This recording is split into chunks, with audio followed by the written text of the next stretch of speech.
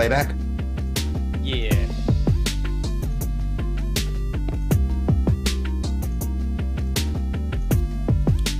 Well,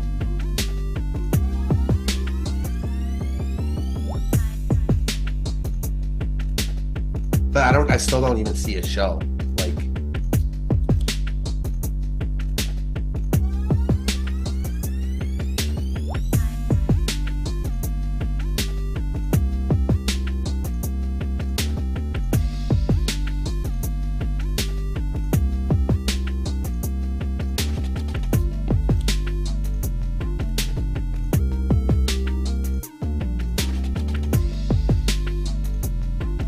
Yeah, man.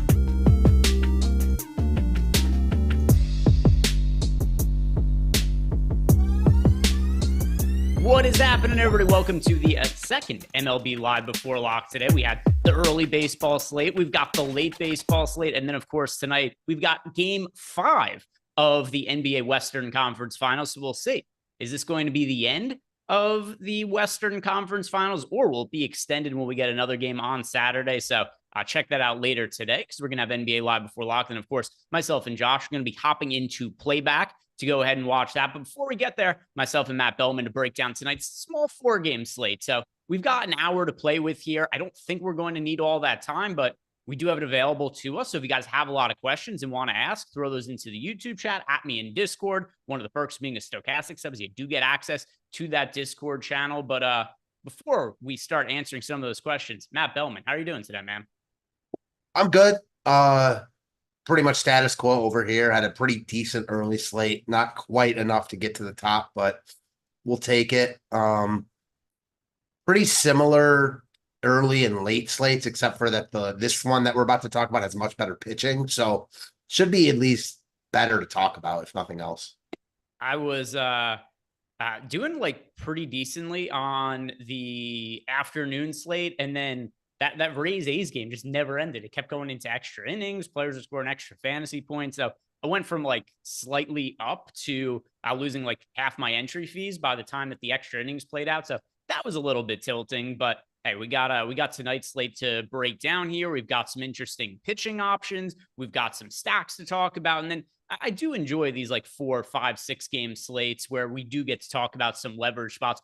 3 games isn't really like my preferred slate of baseball. It's a little bit too small. 4, though, I do like 4, and I do think there's some interesting leverage spots. But let's start by talking about the pitching. We'll start on DraftKings, then we'll talk about the FanDuel pitchers afterwards. There are no pitchers, Matt, who are over 10K. The only pay-up option that we have who's over 9K on DraftKings is Zach Gallen, and then we've also got Jack Flaherty at $8,700. So I guess in the context of this slate, we'll consider him a pay-up option. These are also the 2 most popular pitchers on the slate. Zach Gallen at $9,500 against the Mets. He is 38% owned. Jack Flaherty against the Red Sox. He is 45% owned. So crazy chalk going to Jack Flaherty.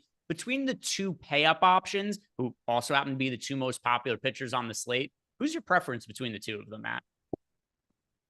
It's close, but give me Gallen. I just have more confidence in him as a pitcher. Slightly lower ownership. It is close, though. Both spots are good, in my opinion. The Mets lineup, especially without Alonso, is pretty weak.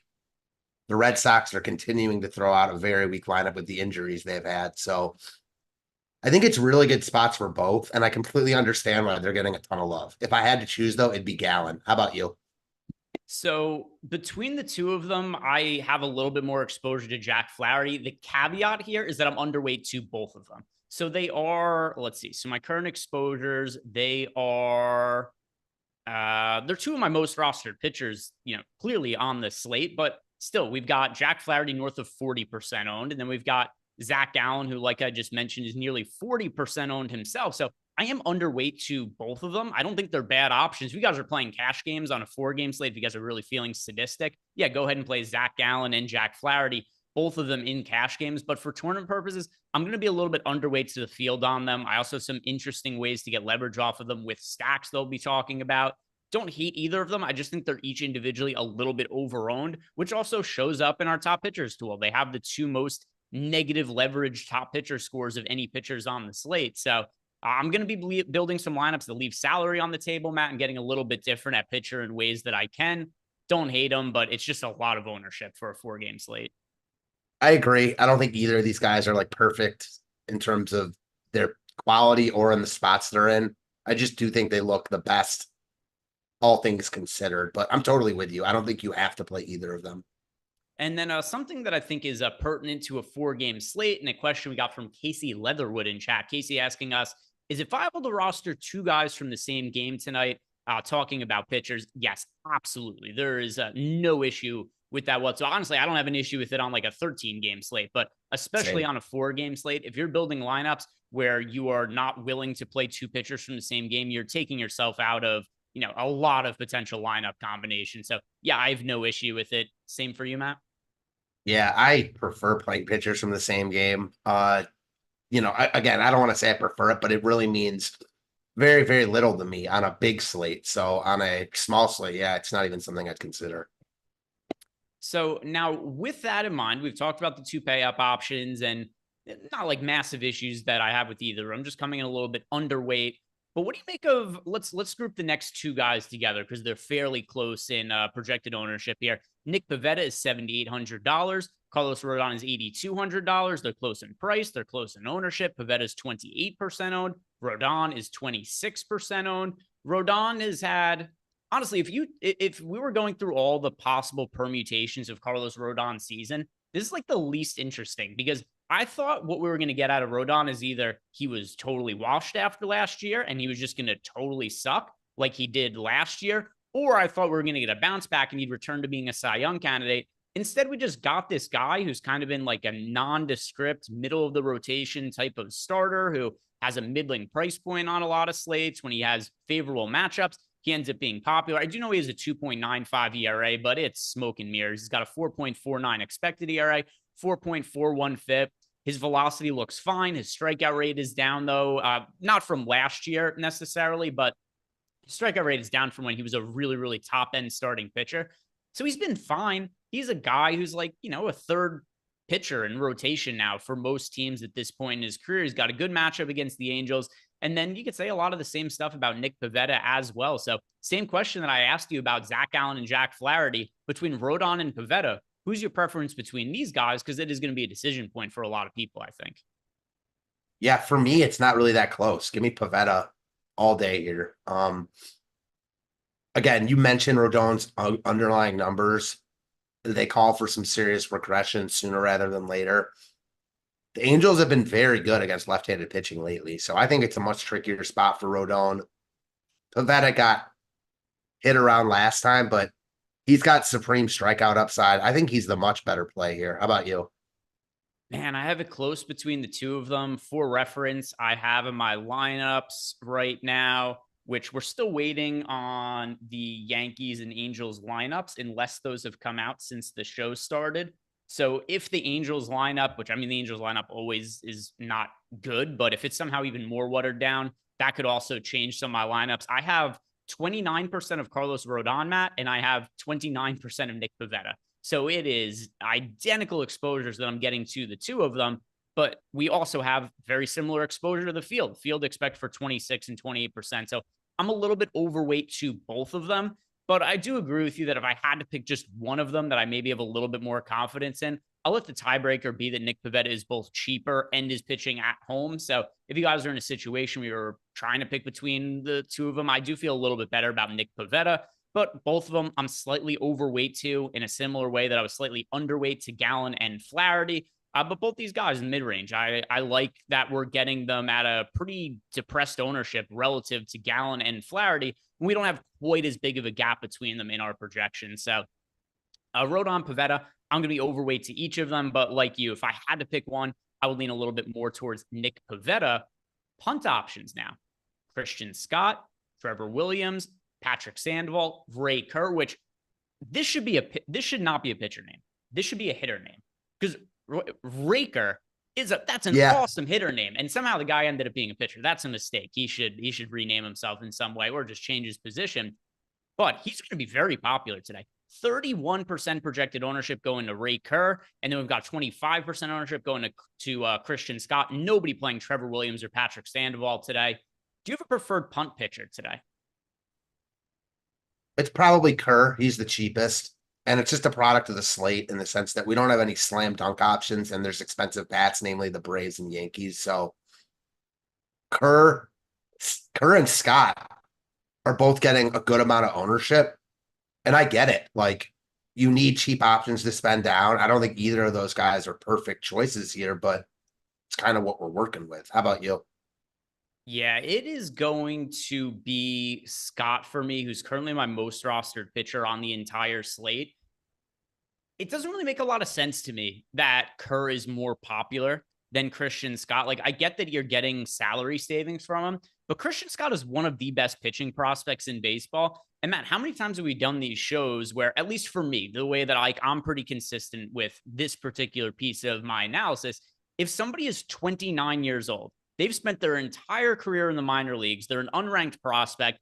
He hasn't had success in the minor leagues really either. I mean, this year in AAA, it's only 9 outings, primarily out of the bullpen, but 4.5 ERA, 6.33 FIP in AAA this year. He's bounced around different organizations in the minor leagues, and he has shown strikeout upside in the minors, but it's always been as a reliever. He hasn't even been a starting pitcher in the minor leagues. Like, I'm really skeptical this guy who's 29 years old is going to get called up to the big leagues and all of a sudden find more success than he did in the minor leagues when he was a reliever. So I'm out on Ray Kerr here, and it's primarily because of the ownership too. Like, he's a complete unknown. So if somebody's an unknown but has a lot of red flags and they're going to be chalk, I am more apt to stack against him than actually roster him. I really like getting to Christian Scott to save some salary. Really top end pitching prospect. He showed some upside this year. If Kerr goes out and has a great game, cool. It probably won't be a great slate for me. I only have 8% of him, but I'm just very dubious of the field playing him this much with the kind of results he's had in the minor leagues. Yeah, I have zero arguments with that. I mean, I'm kind of surprised he's getting that much ownership too. I'm surprised he's ranked so high in our tools, to be quite honest. Like, what is it about him here that has him as a 28.5% chance of being a top 2 pitcher on the slate, higher than guys like Pavetta and Rodon? I don't know. I don't see it. I'm kind of with you here. Yeah, so I get it. He does project well for us. I just don't really agree with it. Like you said, I mean, we've got him with better top 2 pitcher odds than Pavetta or Rodon. And part of it might just be that we're projecting his strikeout rate well because he has produced strikeouts in the minor leagues. But, once again, AAA this year, 9 appearances, only one of them were starts. The last year that he had multiple starts in a year, Matt, was 2019 in A-ball. So that's forever ago. And also, by the way, that year that he pitched in A-ball, which was let's see, he pitched in high A-ball as well as just A-ball in 2019 and 2018. Also didn't have good results. 3.91 ERA, 3.71 FIP, and that was splitting time between a starter and a reliever in 2019. And then 2018 in A-ball, where he also wasn't great as a starting pitcher. And I know we're going really far back, but this is just the data we have to work with on Ray Kerr. 25 starts, 4.2 ERA, 4.62 FIP. And this is all the data we have on him as a starter. Since then, what happened? The Seattle Mariners go, all right, we're giving up on this guy as a starter. We're transitioning to a reliever. And he wasn't great as a reliever in the minor leagues either. For reference, 2022 with the San Diego Padres in AAA, he had a 5.08 ERA, a 4.51 FIP as a relief pitcher. Then last year, he spent some time as a reliever in the minor leagues and was okay, but still was a 2.25 ERA, 3.76 FIP. The Padres call him up to the major leagues, and then he's a 4.33 ERA and a 4.67 expected ERA, which once again was as a reliever. It wasn't as a starter, and it's easier to find success as a reliever. So I am going to be underweight to the field on Ray Kerr here today, and my preferred way to be playing that game is going to be by stacking against Kerr as opposed to rostering him. Yeah, that's fair. I don't have any strong takes on Kerr. I will say, like, the fact that he was probably pitching a lot in the Pacific League in the minors, like, I think you have to take the ERA stuff with a grain of salt. Like, that league is notoriously like very, very hitter friendly. And again, I'm not saying that he's going to be good here, but we have seen pitchers who have struggled a bit in the minors, like, come up and pitch well. So I don't think that's out of the realm of possibilities either, but I'm more with you than against you. Yeah, and we've got a Ray Kerr comment. Ray Kerr relevant comment in the chat. Tolga A says that Christian Scott is the chalkiest pitcher on the slate, and then I'm saying that he's lower owned. I'm just going off our projections, and it's not the end all be all. It could be that we're just projecting Ray Kerr too high, but we have Kerr projected for 31% ownership. We have Scott projected for 25% ownership. And that's a big decision point for me just based on what our ownership projections are. So that's what it is that I'm looking at to draw my conclusions. Between the other two pitchers we have for cheap, Matt, we've got Trevor Williams is 2% owned, Patrick Sandoval 6% owned.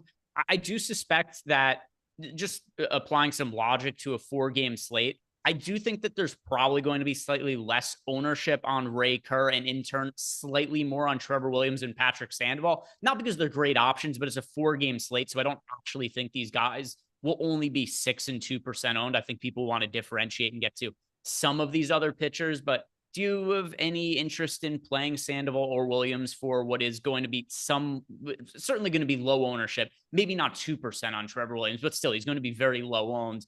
Do you like any of these contrarian pitchers? It's the only 2 contrarian pitching options on the slate.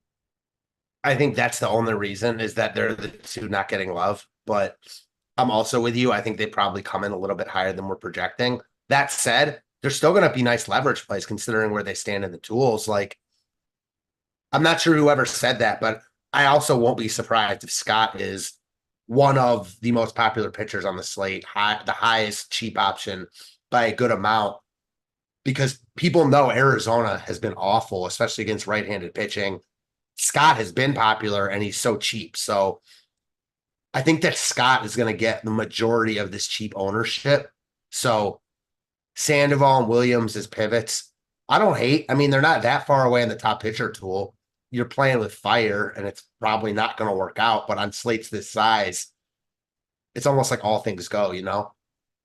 Yeah. And by the way, shout out to Humboldt Parker, who is over in the playback chat. He said that he ended up playing Luis Heel as well as Justin Verlander yesterday. There was big debates yesterday, Matt, on Luis Heel because people were unsure why it was that the G was pronounced like an H. And that ended up with us starting to call Mackenzie Gore, Mackenzie Gore, and I was all over the Braves yesterday. And then, of course, he shut them down, which made for a bad slate for me for 2 reasons. The other one also was my primary stack that I played the most of yesterday was the Yankees, which here's how you know that the slate is not going to go your way. How do the Yankees start the game? Bases loaded, no outs. They go, here we go. We're cooking. The slate's about to pick up for me. And then just the dumbest double play of all time where basically, did you see that play? Do you know what I'm talking about? I did. And that's just, yeah, I mean, that's it. Just when that happens. There was just like a loophole in the rules. Juan Soto got glitched into getting doubled off on an infield fly. Legitimately nothing he could have done on that play. I've rewatched it so many times. If you guys didn't see it.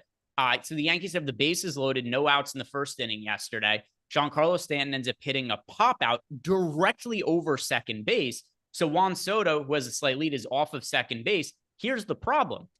If the ball drops directly into the second baseman, or sorry, it was the shortstop because it was Zach Neto who came over. If it drops directly into his glove, Juan Soto is off the base. Therefore, it's a double play, even though it was an infield fly rule. But even on an infield fly rule, there's still interference. He has to give him the ability to catch the ball, which means he can't go to second base because that's where Zach Neto has to stand to catch the ball. So he gets doubled off. And just from there, I was like, oh boy, this slate is not going to go my way. And it didn't.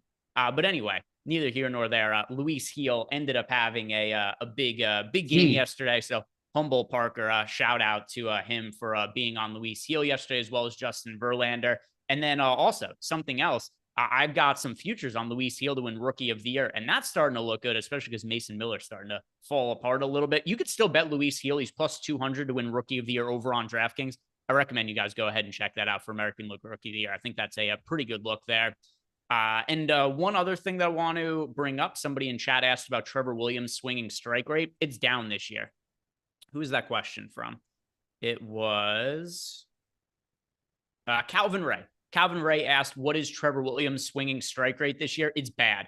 It is 8.6%. It is the second lowest, or not the second lowest mark of his career, but one of the lower marks of his career. It was quite low when he first got called up to the big leagues. But for his career, Trevor Williams has a 9% swinging strike rate, so it is slightly down this year at 8.6%. I know that he has generated some strikeouts this year, not that many, but some at 21.4%. that is going to dip going forward. His swinging strike rate is basically non-existent. Anything else you want to add about these pitchers from a DraftKings perspective, Matt? No, just want to touch on Luis Heel, who is awesome. He might be the most fun pitcher to watch right now with Strider hurt. He is electric. The way he's pitching right now, he's as good as any pitcher in baseball right now from a DFS perspective. Now, again, I'm not sure that lasts, but after that first inning against the White Sox like 3 starts ago, he has been amazing, and he is so fun to watch. So I like that call over Mason Miller, especially today after that blown save.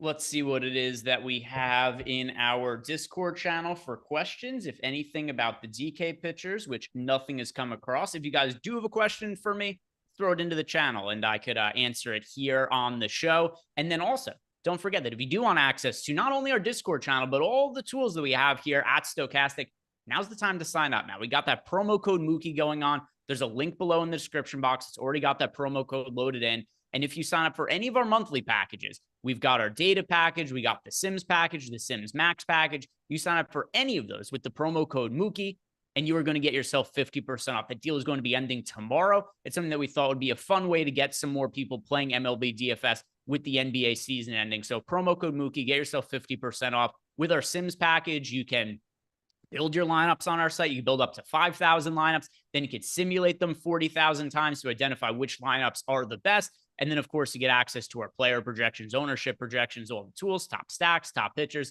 So sign up using that link below and the promo code Mookie to get yourself a discount. Let's talk about pitchers from the FanDuel side of things here, Matt. And once again, I'm going to refresh ownership to make sure nothing has changed. So FanDuel ownership, everybody's playing Jack Flaherty. Jack Flaherty, 34% owned over on FanDuel. I don't have an issue with Jack Flaherty, Matt, but if he's going to be 34% owned and Zach Allen's going to be 19% owned, just give me the ownership discount on Zach Allen because I don't think Flaherty outscores him 2-1. Yeah, Sam, I actually like Pavetta the most here at a much cheaper price point. So give me Pavetta personally, but I would rank them Pavetta, Gallen, Flaherty because of ownership. Yep. You could also go to Nick Pivetta, who's 11% owned. So for me, if I'm paying up a pitcher, it's going to be Zach Allen. I think him and Flaherty are very comparable today. You're just getting less ownership on Zach Allen. And it's not like the $300 in salary savings is going to make or break you on the FanDuel slate. If I'm going cheap, give me Christian Scott at $7,900 projected for 13% ownership. We do have him and Nick Pivetta projected fairly comparably. Christian Scott slightly more popular, 13.4% to 10.6%. But I do think those $900 in salary savings makes a little bit more of a difference to me than the $300 salary savings between Jack Flaherty and Zach Allen. So if I'm going cheap, give me Christian Scott over on FanDuel. Any of the super contrarian pitchers you like for a FanDuel? Kerr is only, even though he's 5,500, he's only 3% owned on FanDuel. So super popular on DraftKings. Nobody's playing him on FanDuel. Anything else that stands out to you about the FanDuel pitchers? Just him. Like on FanDuel, he looks like one of the best contrarian plays on the slate. And I'm with you. Like, I don't really get it. Like, maybe it's the strikeout upside, but this is one where maybe you just follow the tools and play a little Kerr.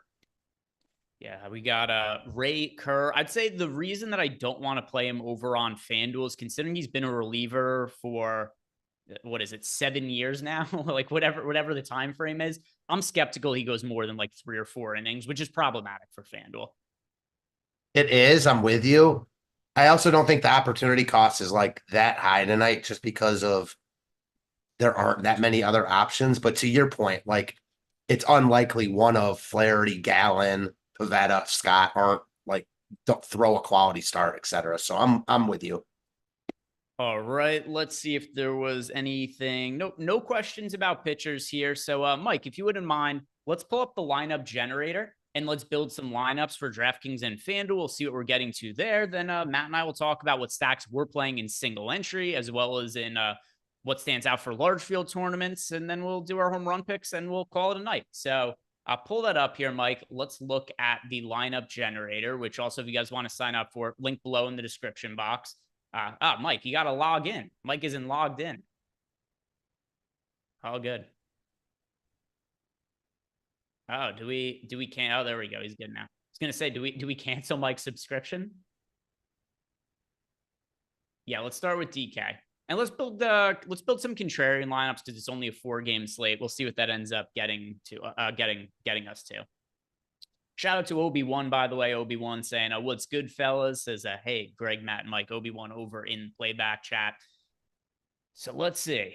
Let's see what we got going here. We did just get the Yankees lineup, by the way. Who was in it? Or who was out of the lineup?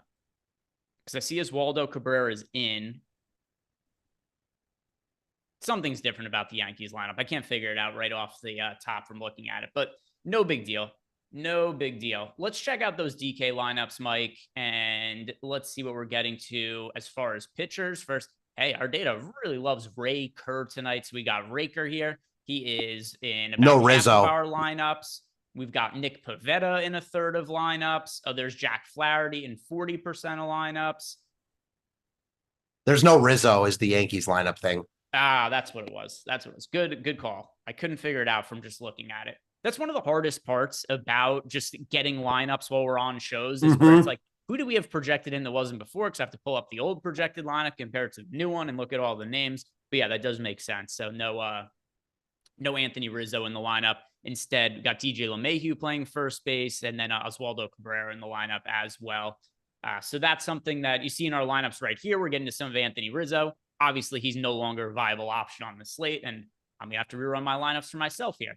But we're pretty spread out at pitcher. The most we got of was Ray Kerr. I'm going to be different from that in my lineups. The other stuff, though, looks pretty reasonable to me. Stacks, what were we seeing as far as stack exposures there, Mike? Lots of Atlanta. Matt, let's talk about the Atlanta Braves. They've been terrible for a couple weeks now. How do I know? I've been playing them as a contrarian team on a bunch of slates. Now they're chalk. We know how the Atlanta Braves go. The last couple of years, this team only scores 20 runs every single time they're chalky. What do you make of them today? They're going to be super popular. Do you like them in single entry? Do you like them in large field tournaments? How are you going to approach them? Well, first off, I do think that the Yankees are more popular. The Yankees have been much better all year, and they're kind of similarly priced. So I do think Atlanta is less owned than the Yankees, personally. They look good here. I mean, we've talked a bunch about Ray Kerr, how we don't really see it. Oh, no, excuse me. He's pitching for Atlanta. Trevor Williams, even worse. Again, you talked about the swinging strike rate, kind of just waiting for the other shoe to drop with him. He's gotten by with some smoke and mirrors. That's the case against Atlanta, though, is Williams hasn't been awful this year, and he's being picked on tonight like he has been awful, and the Braves have been good. When in actuality, the Braves have been just okay, and Williams has been okay. So there's certainly a very strong case to play them here. It's the Braves against Trevor Williams, but I don't know. I'm kind of with you. This isn't a team I want to play chalky right now. And yeah, it's a great matchup against Trevor Williams, but there's good matchups all over the board here. So I don't think you have to play them, but it's surely a risky fade. How do you see them? Large field tournaments. I mean, we have the Yankees and the Braves as the two teams with the highest top stack odds by a mile. I mean, we've got the Braves 19% chance to be the top scoring team, 18% projected ownership. So undervalued by that metric. And the other thing to consider as well is I don't think we have to look at the top value odds quite as much for tonight's slate just because we don't have expensive pitching to pay up for. So the Braves in large field tournaments, I think, are under-owned. The Yankees, 23% chance to be the top scoring team, 20% ownership share. I think they're under-owned in large field tournaments. The problem is going to be single entry. So the Yankees and Braves, my two most roster teams for large field tournaments. When we start talking about single entry, though, I think all of the ownership is going to these two teams. Nobody's going to be playing the other teams that we have to look at on the slate. So when I'm looking at stacks for single entry, I want to play whatever I think is the best stack or that gives me leverage that isn't the Yankees or the Braves. So I don't want to play these teams in single entry. I'll look elsewhere. The next step becomes, who do I want to play in single entry? So Matt, I'll start with you. It seems like you're on the same page as me, or though maybe you do like playing the Yankees in single entry. But what are you looking to play in single entry if it isn't the Yankees or Braves, or maybe it just is one of these teams? No, it's definitely not. I mean, on a slate this size, I'm not going to play, the two teams that are going to be in single entry, 30 to 40% owned across many positions. So you can look anywhere else. So for me, it's almost like process of elimination. The Yankees, because it also goes back to what I said before our show started. per our tools, and this is where it's similar to the early slate. A lot of these offenses look exactly the same. The Yankees look by far the best, then the Braves, and at the bottom is the Mets. But everyone between them is between 9 and 12% as far as being a top stack tonight. So I think that kind of tells the story of this slate. For me, I like Pavetta a lot, so it's not going to be Detroit. I think you can make strong cases for Washington, Arizona, the Angels, Boston because of the ownership. Boston's lineup is just so unattractive. It's hard for me to want to go there, although I don't view them as that much different from the other ones. Man, I think it might be Arizona. And it's more just to play against the Christian Scott ownership and the lack of perceived ownership I think Arizona's going to get. Yeah, so for me, it's going to be the Red Sox, mostly because I think that Jack Flaherty could be 70% owned in single entry, kind of like earlier today.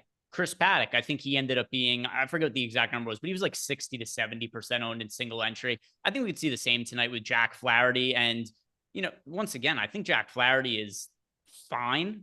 He's been solid this year. He's certainly been better than his tail end of his run when he was with St. Louis. But I mean, still, this isn't a guy who I consider to be like one of the best pitchers in baseball. I do think he's going to see some regression in his strikeout rate going forward. And I'd like to stack against a pitcher who's going to be like 70% owned on a small slate, who's a non-elite starting pitcher in single entry. So Jack Flaherty, I'll be stacking against him. That's the direction that I'm looking to go to. That's just where I think the best leverage lies for single entry.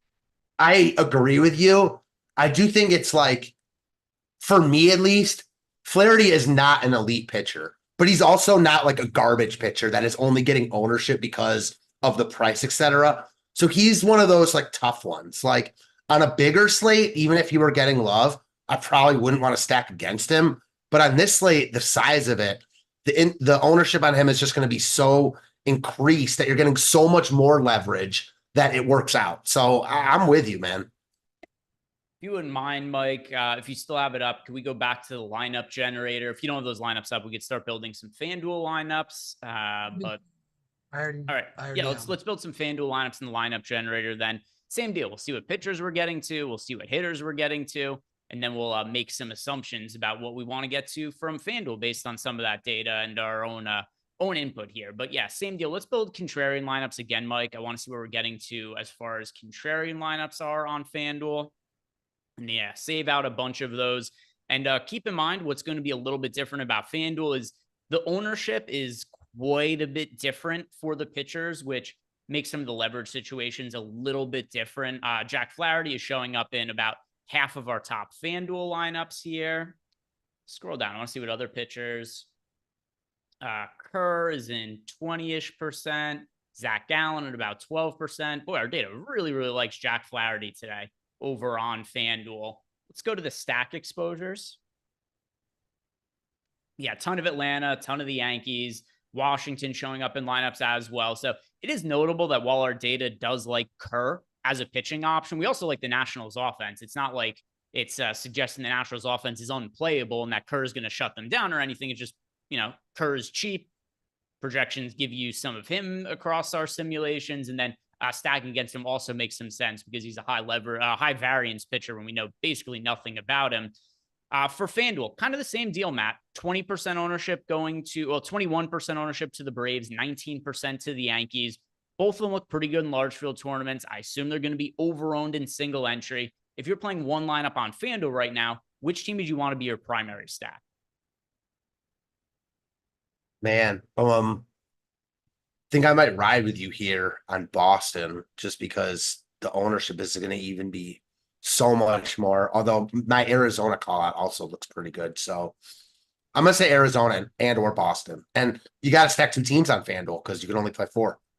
It's going to be Boston for me as well here. I mean, we've got Jack Flaherty is double the ownership of any other pitcher on FanDuel. And it makes sense to some extent. I mean, I don't think he should be this much more popular than Zach Gallen, but I get why people are gravitating towards Flaherty on both DraftKings and FanDuel. I mean, I have him for myself, I have him in high 30% amount of my line, just not the 45% the field has over on DraftKings, and then this 34% number on FanDuel. So Jack Flaherty being overowned, the pitcher we have is the highest negative leverage score in our top pitchers tool, as being the overall most overowned player on the entire slate. I'll stack against him and just hope that he doesn't go out and totally nuke. If any other pitcher outside of Flaherty is the highest scoring pitcher on the slate, I'm probably going to have a pretty good night. If he does end up being the nuts, then might not be the best night for me unless I just happen to have the best lineup in one of my Jack Flaherty lineups there. But yeah, I'll be underweight to Flaherty. I like stacking against him. Let's talk about some other contrarian stacks, though, Matt. Is there anything else that is standing out to you from a contrarian standpoint on tonight's slate? Yeah, definitely. And again, you have to take the word contrarian with a grain of salt just because like no team is like unowned. But I'm going to go with a team you talked about, I think right before the show started, the Angels. Been very good against left-handed pitching. You talked about Rodon's underlying numbers. Like there's regression coming. My biggest hesitancy towards the Angels and why I didn't mention them, because we actually have them projected for more ownership than the Red Sox and Angels and Diamondbacks, despite being lower in the top stack tool. And I do think people are keen on like Rodon's regression, the Angels being good against lefties. They're cheap. So that's my hesitation, but I do like them. How about you? Yeah, I mean, we were talking briefly before the show where I was looking at our top stacks tool. I was looking at the lineups that I built and the way I use the contest gender and the Sims to kind of figure out like what my own personal kind of top stack scores are. And, no real surprise. I came away being like, all right, Yankees, Braves, easy no-brainer sort of stacks for large field tournaments. But then I was trying to figure out like, what are the more contrarian stacks I like and trying to whittle it down to figure out what I want to play for single entry. And the two teams that I was stuck between are the Angels and the Red Sox. And I actually do have a little bit higher of a rating on the Angels, but there's slightly more leverage on the Red Sox because of all that ownership going to Flaherty. If Rodon was as popular as Flaherty is, I would be stacking the Angels in single entry, but he isn't. But either way, for large field tournaments, the two lower owned stacks that I have the biggest stands to, it's the Boston Red Sox, it's the Los Angeles Angels. I have about 20% of each of them. Yeah, I like that a lot. I'm just like interested to see where ownership actually comes in, because right now we have the Nationals, Diamondbacks, Tigers, Red Sox, and Angels all between 10 and 12% owned. Like it's not going to come out like that. You know what I mean? One of these teams is going to be the highest and one of them is going to be the lowest. So I'm just not sure who it's going to be. We got a question in Discord here. And also, if you guys have any other questions, throw them in because or else speak now or forever hold your peace, because or else Matt and I are going to do our home run picks and wrap up because we've already talked about every single pitcher and every single stack on the slate. But Clintwood83 says, sorry, I'm late. Top two pitchers for DK Cash. Yeah, I think pretty simple for cash games. Just roll out Gallen and Flaherty. Those are the two safe options. And let's see, nothing else in here. So if you guys don't have any other questions, then Matt and I will start firing up some of our home run picks for the day. Also want to let you guys know that over on the site, if you guys are new to MLB DFS, we do have an article that was written by Steve Buzzard. It's below in the description box. It's going to give you some strategies for MLB DFS as well as how to best manage your bankroll. So just want some free content to help you with some baseball strategy. Check that out. And then also we've got our best ball package 100% free over at stochastic.com. We got a link for that below as well. All you have to do is go to the site, create an account. It's totally free. You get access to our best ball projections. It is for DraftKings. We've got projections. We got drafters projections. We got underdog projections. And you could also download the CSV, upload it directly to those sites, and you can do your best ball drafts using our rankings totally free. No catch at all. So let's talk about our home run picks now, Matt. And who are you picking to go yard today? And then you guys know the deal in YouTube chat. Throw it into chat. Who you guys think are going to hit a home run? And I'll read some of those off here after we give out ours. But who are you picking, Matt? Who's the dong of the day? I'm going to go with someone that's on quite a bit of a power struggle, but had a couple hits yesterday, and I think he's going to break out of it soon. Give me Corbin Carroll. All right. And by the way, Arcathelza says everybody on the Angels. No, Angels are projected to be fairly low owned, but it's relative because it's the Yankees and the Braves are chalk, and then every other team other than the Mets is the same ownership. It's all these other teams are 9 to 11% owned. But let's see. For my home run pick, I don't know that I actually want to go to one of these Boston guys here because I don't have. Like, if I'm picking a Boston player to homer, Devers is the answer. But fuck. Rafael Devers. That's the home run pick. I'm likely gonna end up playing him in single entry. I'll see whichever Red Sox stack I have that has the highest sim ROI for me. That's what I'll be playing today. Let's see what your guys' picks are. Home run picks from the chat. Casey Leatherwood. Casey's got Jock Peterson and Wilmer Abreu. We've got Michael Roundtree going with Jose Trevino. Sotex has got Lane Thomas. That damn dingo is going with 3 home run picks. 3 home run picks. Nimmo, Ward, Ventos. If all 3 of them homer, good for you for going 3 for 3. Jeremy Savage has got Matt Olson. That damn dingo. Following up with the 3 picks weren't enough for him, so we made sure to throw in a 4th pick in here as well, Matt. So we also followed up and went with Lane Thomas. Alex Serra's got Kevin Pillar. Chad Wiseman also with 2 people in a row pick Kevin Pillar. All right. Doug Dubbs has also got Taylor Ward. Free Scotty's got Riley Green. Andre B's got Marcell Ozuna. Malukar is going with Akil Baddoo. Andy Melman's got Walker today. King fucking Dash got CJ Abrams. I'm just David. That's all. He's got Ketel Marte. William Westry's got Michael Harris. Jose Mora's also got Ketel Marte. Emac, Babe Ruth. There's people don't know this, but Babe Ruth and Emac used to be good friends and they were drinking buddies. So what actually happened was Emac was sitting in center field when Babe Ruth called the shot and he was just pointing at him like, hey, dude, we going to the bar afterwards, pick up some hot dogs. And Emac just gave him a salute. And that was how Babe Ruth actually called his home run shot. He was just pointing to Emac in center field there. But Emac going with Babe Ruth, which, sorry to break it to you, Emac. Babe Ruth retired. I know you might be a little bit behind. He's waiting for that telegram to come in. Who else do we have here? King fucking Dash Russ went Riley and Soto. Then we've got Envious Links, one with Logan O'Hop. And there we go. That is going to wrap it up for us here, guys. If you haven't done yet, like the video, subscribe to the YouTube channel, take advantage of that Mookie offer. If you guys want to sign up for our Sims package or any of our data packages, 50% off on a monthly package. We got NBA Live Before Lock coming up in a little bit. That's going to be from 8 to 8:30 p.m. Eastern time. And then right after that, myself and Josh Engelman on playback watching the beginning of the Game 5 between the Minnesota Timberwolves and the Dallas Mavericks. Hopefully we see Minnesota extend the series. It'd be good for my futures bets. It would also be good for getting an extra NBA slate in. So guys, hope to see you in playback in a little bit. Other than that, have a great night. Good luck with your lineups, and I'll see you later tonight.